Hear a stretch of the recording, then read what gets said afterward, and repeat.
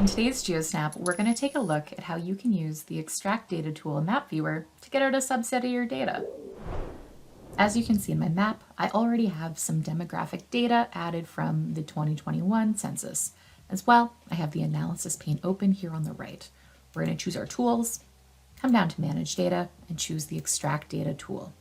Here, I'm now going to choose the input layer, our dissemination areas, as that's the smallest polygon that we work with when it comes to census data. I could add in another layer if I want to use a study area, but I actually want to choose my environmental settings and change the full extent to the display extent. And this means that it's going to pull just the subset of what I'm working with here in the view that we see. Now, you could also change up what is the file format you want as an output. I'm going to choose a file geodatabase so that we can actually publish that file geodatabase as a new layer for me to work with. Now let's give it a name.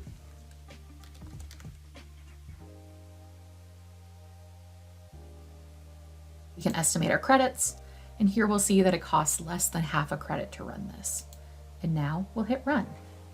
And as this works in the background, it's working to pull out that subset of data, package it all up into a zipped file geodatabase, and publish that as an item in our content.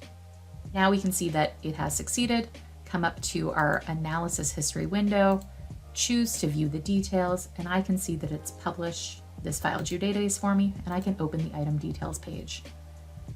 From here, we could choose to download it, or we can publish it directly to create a new layer. I'm going to hit save, and it's going to work to create this new service for us to work with.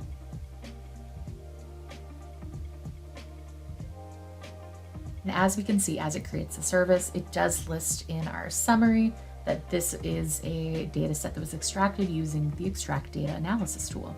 Now I can open this in a new map viewer and see that it's going to zoom me into that data that we were looking at. And you'll notice it didn't clip the data like you might have thought based on the analysis window. Instead, it continues to take the edges of all the polygons that were included in that window so that you still end up with full features and you're not wondering, oh, but how does this relate if I have a clipped polygon and full values for the census data?